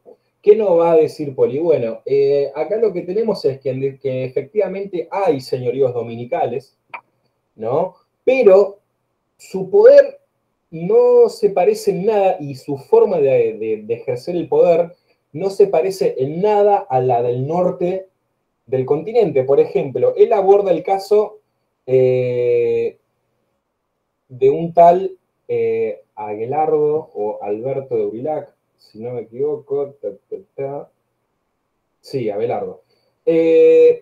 Nos va a plantear que esta persona, dicho sea de paso, ¿no?, es un obispo, pero que era un guerrero bávaro, ¿no? O sea, acá podemos ver nuevamente aquello que hablábamos en las primeras clases, las movilidades sociales que tenemos, ¿no? Cómo no podemos hablar de clases porque alguien que era un guerrero, es decir, que nace del poder laico y que era probablemente un milites en principio, porque en ningún momento, digamos, tenemos una descripción de él en términos de dinastía o de que hace referencia a un pasado, digamos, triunfalista. Un guerrero que aparentemente era muy bueno y cercano a, digamos, los Capeto, lo embisten obispo y lo mandan, digamos, a Aquitania, ¿no?, a esta región del sur de Francia. Entonces, ¿no?, guerrero embestido obispo, no es exactamente un eclesiástico, no es necesariamente un letrado, ¿no?, pero al poder le sirve para que controle la región. Entonces, Poli nos va a comentar que a través de los diferentes polípticos, o sea, esta suerte de inventarios de lo que hay en una región, esta persona es descrita como un prestamista, pero como un prestamista aparentemente muy benevolente, ¿no? Dice que muchas veces se olvida de lo que le deben, ¿no?, de que es muy permisivo, de que no te anda corriendo con las cuotas, las devoluciones, etcétera, etcétera. Entonces, como que nos plantea esa imagen de señor feudal benevolente, ¿no? Ahora bien, ¿por qué es benevolente? Bueno, si nos metemos en las fuentes, Los políticos hablan de que hay muchos campesinos que no están en su territorio, que están a buscar, ¿no? Es decir, que se escaparon, básicamente. Y esto tiene que ver con que, básicamente, una forma de resistencia campesina en esta época era que si vos estabas dentro de un señorío dominical y no te gustaba el trato, básicamente, o los beneficios que recibías, una de las opciones más aplicadas por estos campesinos era simplemente huir. ¿A dónde huían? Bueno, a territorios alodiales, ¿no? Y acá hay una diferencia importante que el texto la nombra, pero Polí no le da importancia, para mí sí es importante porque las categorías son importantes. Nos habla de señorío banal y señorío jurisdiccional, ¿no? Señorío jurisdiccional es aquel sobre el que un señor tiene determinados derechos formales, públicos, ¿no? Es decir, se lo embiste con una autoridad pública que le permite determinadas prerrogativas sobre un espacio. Entonces, dentro de ese espacio yo tengo una masa campesina que depende directamente de mí y me tiene que pagar tributo en corvea o en renta o en lo que sea que yo les cobre. Ahora bien, yo también tengo un señorío banal que suele estar contrapuesto al jurisdiccional, ¿no? O sea, digamos, confluye, pero que es más amplio. El señorío banal no tiene una autoridad pública. El señorío banal es básicamente porque quiero y puedo, ¿no? Digamos, el ejercer la violencia para dominar un territorio. Y eso es simbólico. ¿Cómo? Es simbólico el banal. Yo diría más bien... Más allá del uso de la fuerza es simbólico, no tiene jurisdicción, pero es simbólico, él ejerce la fuerza. Bien, bien, exactamente. Es simbólico desde el lugar en el que yo justifico mi autoridad, pero es totalmente práctico en términos de cómo la aplico, ¿no? Cómo yo soy un señor banal de un lugar y porque puedo ejercer violencia sobre ese lugar, básicamente. Entonces, dentro del territorio banal, ¿no? Lo que encontramos es que hay otra rama de campesinos que son los alodiales, ¿no? Es decir, aquellos campesinos semi-independientes, ¿no? Que solamente le deben al señor una serie de pagos en términos de peajes o en términos de censos, ¿no? Muchas veces solía suceder que yo, señor feudal, capaz tenía un campo, un bosque, un terreno demasiado lejos de mí, donde yo no podía ejercer un poder directo, entonces le daba en censo a uno o un grupo de campesinos la potestad de trabajar ese lugar alejado, a cambio de un pequeño censo, ¿no? De una pequeña cuota o renta anual, mensual, etc. Entonces, están este dos tipos de tierra. Dentro de el señorío jurisdiccional, básicamente la tierra se divide en mansos, ¿no? Es decir, una tierra de aproximadamente, cada manso tenía 20 metros aproximadamente de ancho por 200 de largo, o sea, una parcela muy chica de tierra. Estaba la totalidad del señorío dividido en estas parcelas y se las dividían, ¿no? Digamos, qué sé yo, 10 parcelas van para mantener la sede episcopal, 20 parcelas las reparto entre mis milites, o sea, entre mi guardia armada para que se mantengan, otra cantidad determinada se las doy a los campesinos para su propio mantenimiento, etc. Ahora bien, lo que dice es que si estas cargas eran muy altas, los campesinos simplemente huían o bien hacia territorios alodiales o bien hacia lugares no influenciados por ningún tipo de poder, digamos, político señorial, y acá aparece una figura, ¿no? que Polí describe como los magons, ¿no? Como una suerte de, bueno, magons es una suerte de animal asilvestrado, ¿no? Un animal doméstico que pasa a ser silvestre, ¿no? Como los perros en Ushuaia, vieron que hay como un problema con perros abandonados, que ya tienen varias generaciones de vivir silvestremente y que se vuelven agresivos contra los humanos. Bueno, algo así, pero con las personas, ¿no? En torno a los Alpes. Entonces, tenemos esta movilidad campesina, esta resistencia campesina, y que nos ayuda a reinterpretar la fuente. Lo que dice Polí es, bueno, efectivamente, Aurillac se describía como un prestamista benevolente, justamente porque era su forma de retener a los campesinos. No es que lo hacía por amor al prójimo, lo hacía básicamente porque era su manera de ejercer un poder blando sobre los campesinos para que se queden, digamos, en ese territorio, ¿no? Es decir, hay una fuerte movilidad campesina y que tiene que ver también con las propias particularidades de la región, ¿no? Hay otro libro del que vamos a hablar cuando veamos herejías un poquito, que es este, La herejía del Santo Lebrel, ¿no? Bueno, libro por demás interesante porque nos plantea un tipo de herejía en la que básicamente se venera a un perro, no a un galgo, y muy cercano a un poder episcopal fuerte, que es el de la ciudad de León, ¿no? Que está ahí nomás de Aquitania, Auvernia y demás. Y toda esta región tiene la particularidad de ser un gran pantano, o sea, una región con una demografía muy baja y además una demografía bastante débil en el sentido de que es una gente que vive constantemente enferma, nace con problemas crónicos en torno a los huesos, a los músculos, a su desarrollo fisiológico. Este texto, de hecho, habla muchísimo de eso, es muy interesante, ya lo vamos a comentar, pero es decir, no solamente hay una cuestión baja en términos de las matanzas por las guerras y demás, sino que la misma geografía del lugar, ¿no? Incentiva esta caída demográfica. Entonces, en el sur de Francia, lo que no vamos a encontrar es que hay un campesinado que es principalmente alodial, ¿no? Y que los señores feudales van a tener que ir desarrollando lógicas particulares para dominarlos, ¿no? Lógica que, ya saltando un poquito al texto de Bonacy, va a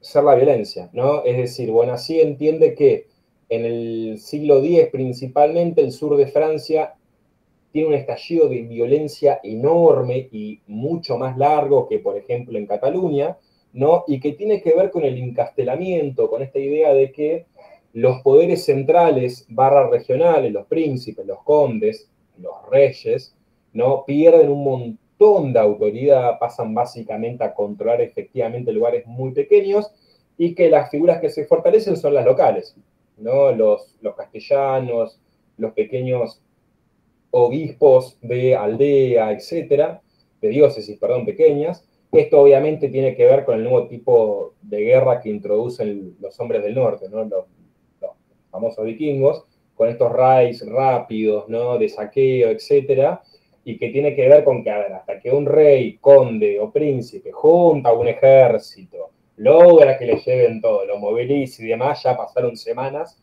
desde el ataque vikingo. Entonces, ¿a dónde empieza a recurrir la gente para encontrar alguna suerte de seguridad? Los poderes locales. Esto claramente les permite empoderarse.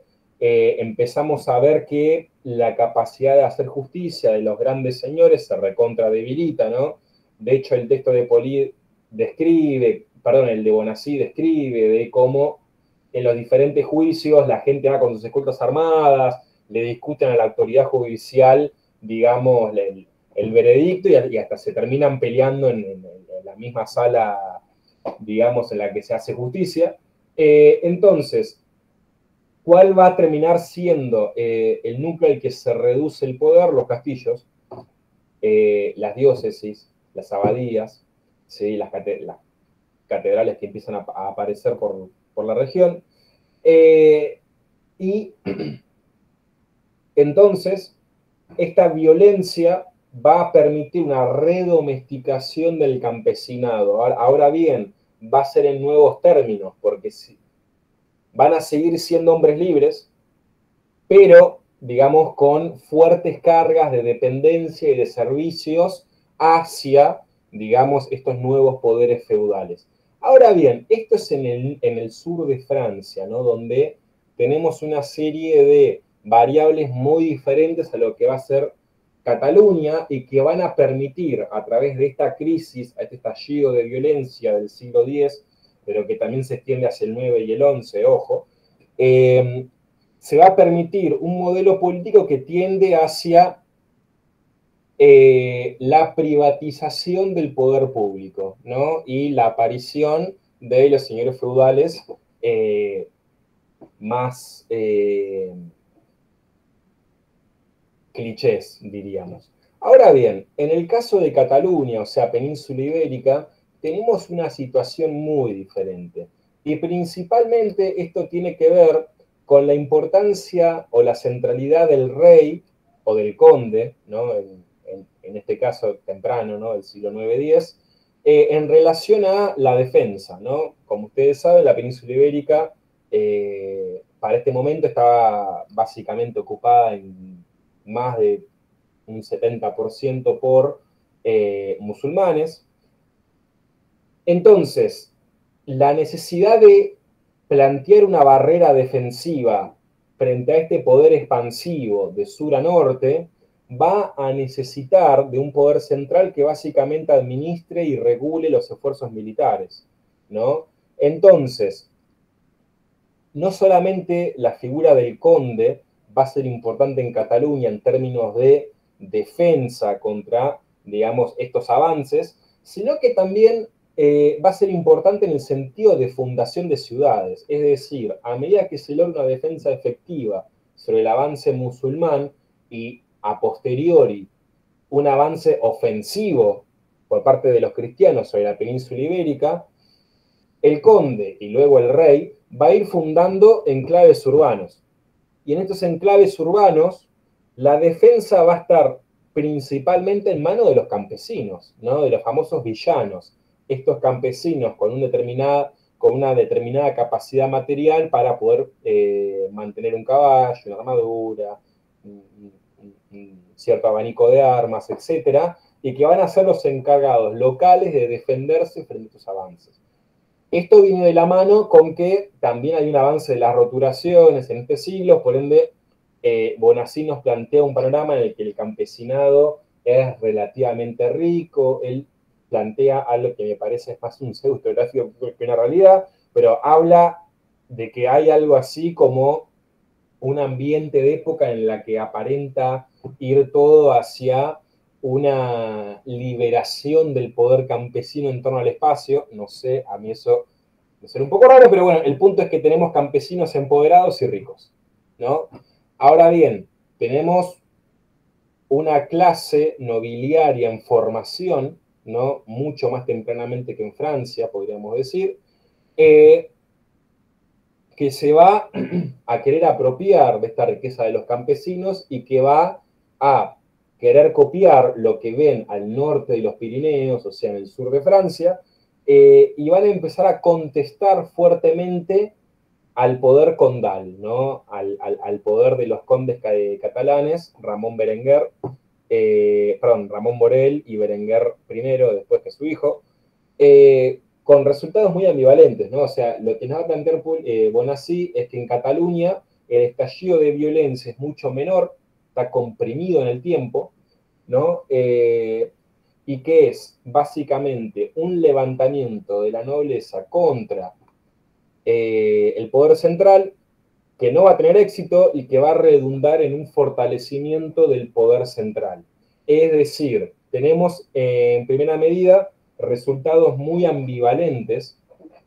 Si bien es el mismo fenómeno, tiene resultados y formas muy ambivalentes en ambos resultados, en ambos territorios, y que van a llevar a resultados diferentes. Es decir, en Cataluña lo que nos vamos a encontrar es que sale fortalecido el poder central, pero en nuevos términos. Es decir, el poder ya no va a ser público, va a ser privado y va a ser estrictamente feudal. Es decir, cómo el conde reconstruye su poder, su autoridad a través de la feudalización. Es decir, a medida que va derrotando a los señores locales, va generando pactos de vasallaje con ellos, con los que lo subordina, los pone en caja, los alinea atrás de él.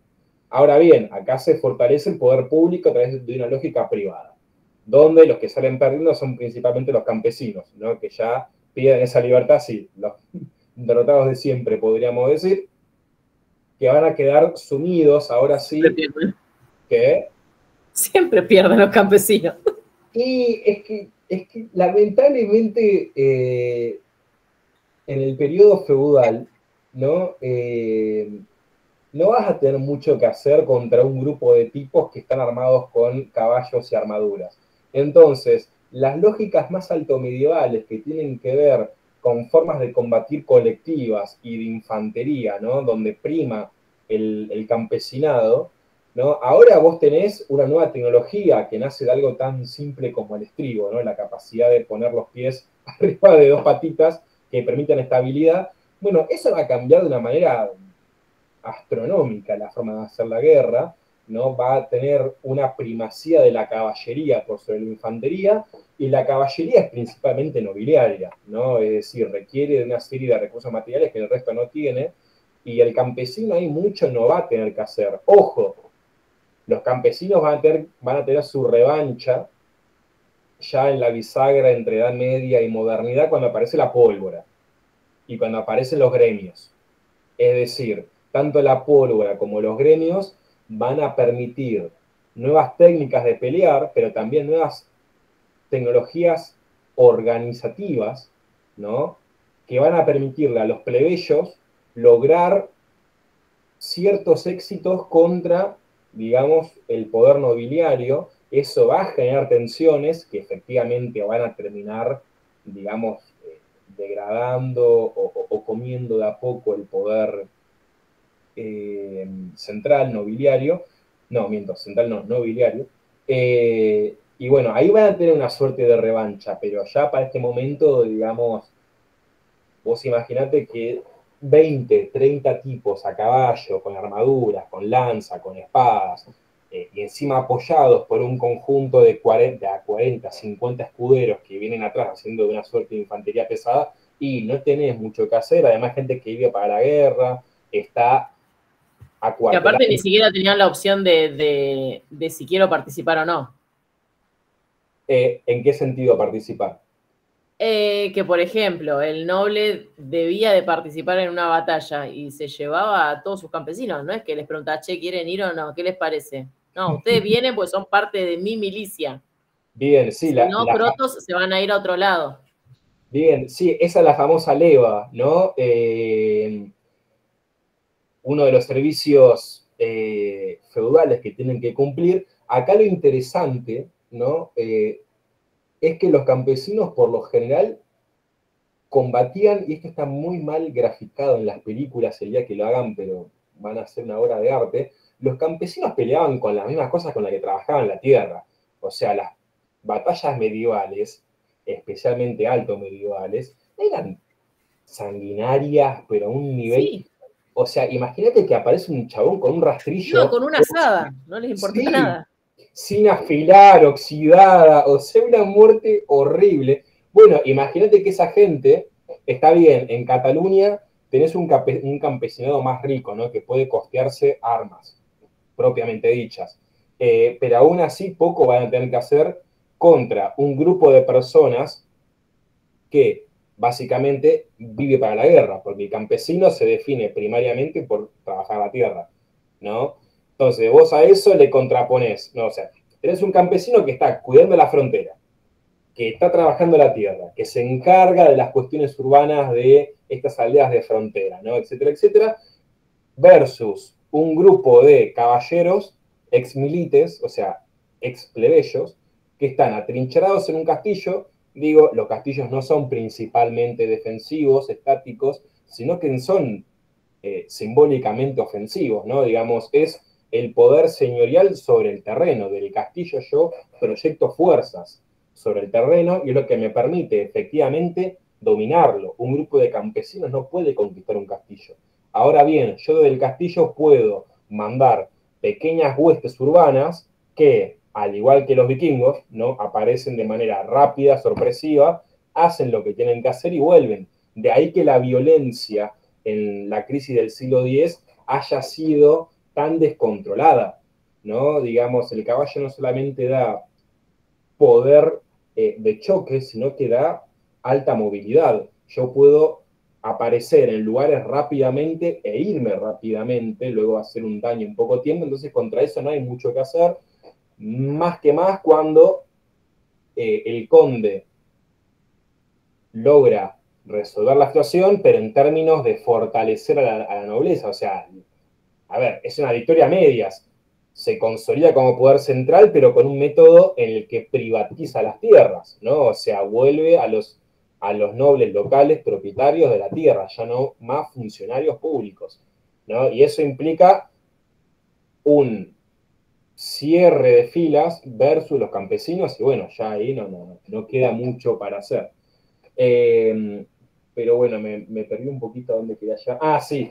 Bueno, refeudalización que permite el avance de el poder privado, pero a la vez el fortalecimiento de un poder central que dista muchísimo de lo que ha pasado en el sur de Francia, ¿no? Ahí no se fortalece ningún poder central, sino que se fortalecen los señoríos privados y que básicamente hasta el siglo XVII no va a poder ser controlado por ningún poder central. Es decir, la feudalización en el sur de Francia es de muy largo plazo, o sea, feudalización en términos de autonomía local y regional, digo, no solamente en términos de esquema de poder, va a perdurar muchísimo en el sur de Francia.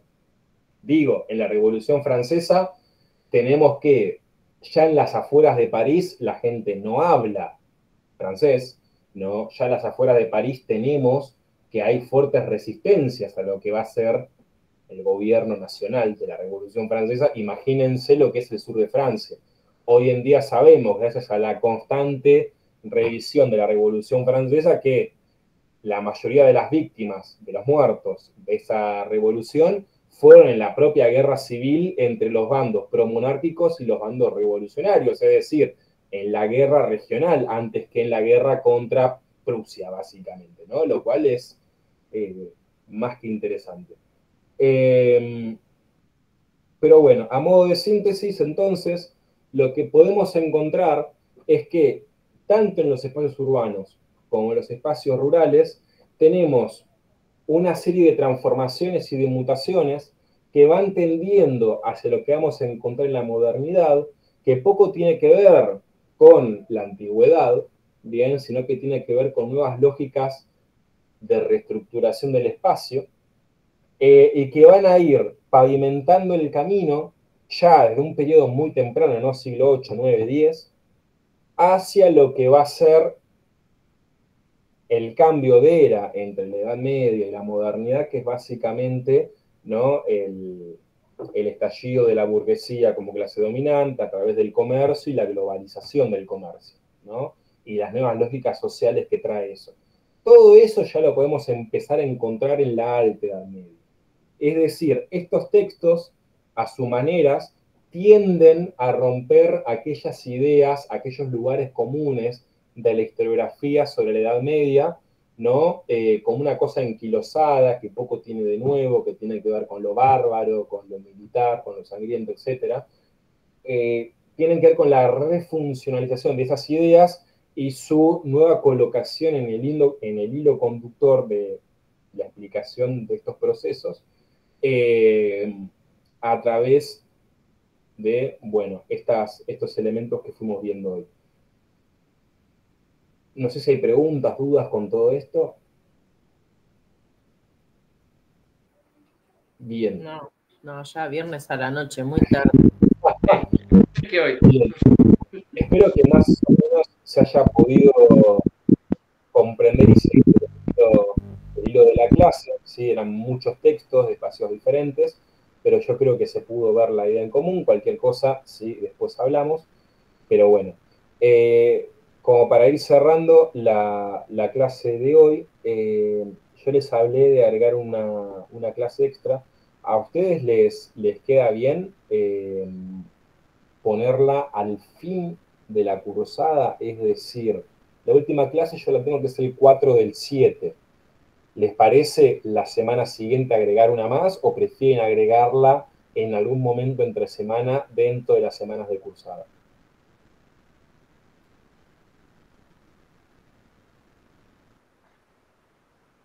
No sé, a mí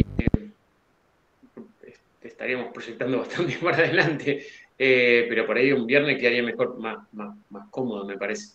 Bien. No sé, Sí. Viernes, porque yo, no sé cómo cursan ustedes, pero yo la semana la tengo casi toda completa. Sí. Perfecto, entonces hagamos digamos eso, más cerca del fin de clase, vemos cómo estamos con los textos y le agregamos un viernes. Eso por un lado. Por otro, la semana que viene tengo pensado darles las consignas del primer parcial. Antes de eso, ustedes ya empezaron con los parciales en nuestras materias, ¿no? Sí. Bien. ¿Cómo vienen con eso? Yo estoy hasta el caracú. Bien. Tengo que entregar uno el miércoles, uno el jueves y el otro lunes. De la semana que viene. Tengo tic, tic, tic, tic, sí. Bien. Perfecto. Calculo que el resto está igual, podrían estar cursando todos más o menos. Yo estoy cursando solo esta. Bien. Ah, estás mucho más tranqui entonces. Bien. Vos, sí, muy tranqui.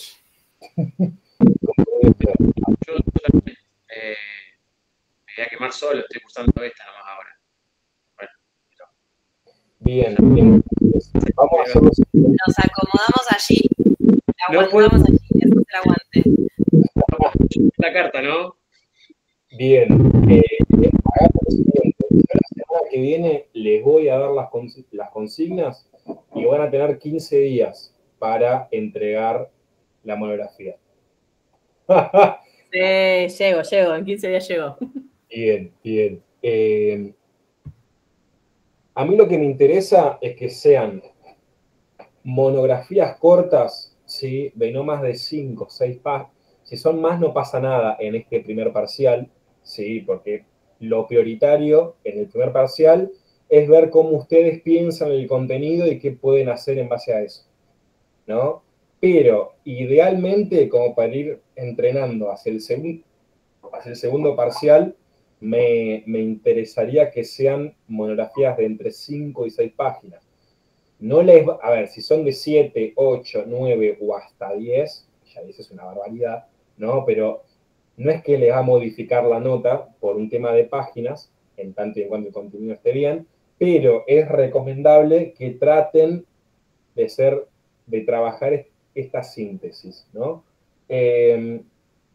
Para el parcial ustedes van a tener que elegir un tema de los que venimos viendo, ¿sí? Transversal a todos los contenidos que estamos trabajando, ¿sí? Y tratar de hacer una suerte de comparación o contraste entre autores, ¿sí? Marcando diferencias, marcando similitudes y, digamos, tratando de generar algún tipo de conclusión sobre eso.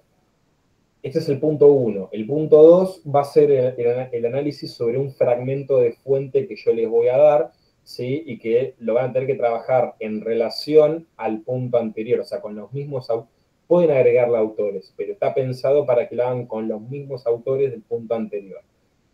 El trabajo tiende a que, no sé si se escriben artículos alguna vez como para publicar, pero el trabajo tiende a que practiquemos y ejercitemos la escritura en formato de artículos. Es decir, a mí me interesa que la monografía de ustedes no les sirva solamente para aprobar la materia, sino que les sirva como para tener un elemento publicable, ¿sí? En caso de que les interese hacerlo. Vieron que todo lo que sea publicaciones suma puntaje como docente y obviamente suma, digamos, al CV como investigadores. Entonces, nada, algo que aprendí de mi cursada es eso, ¿no? Está bueno que el parcial les deje a ustedes algo, ¿no? En relación a la profesión, ¿no? Y que no sea solamente un elemento de control de lectura o de contenidos.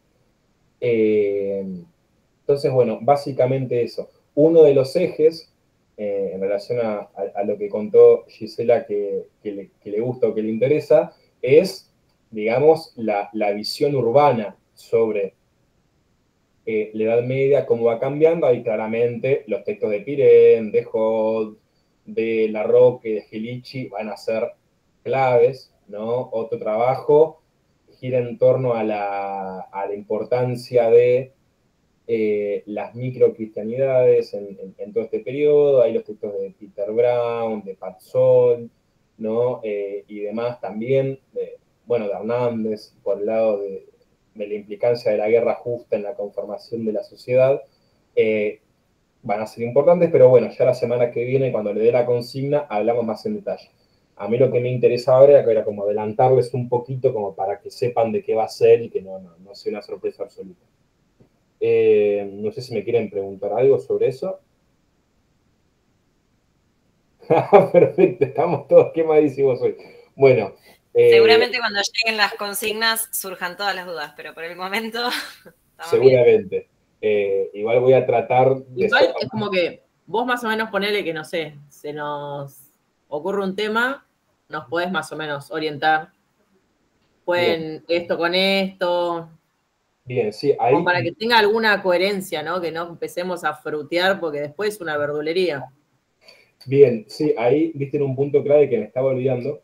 Yo voy a darles 2 o 3 temas, ¿no? Como guía, pero obviamente, si a ustedes se les ocurre algún tema transversal por fuera de los propuestos, bienvenido sea, 1000 veces mejor. 1000 veces mejor, ¿sí?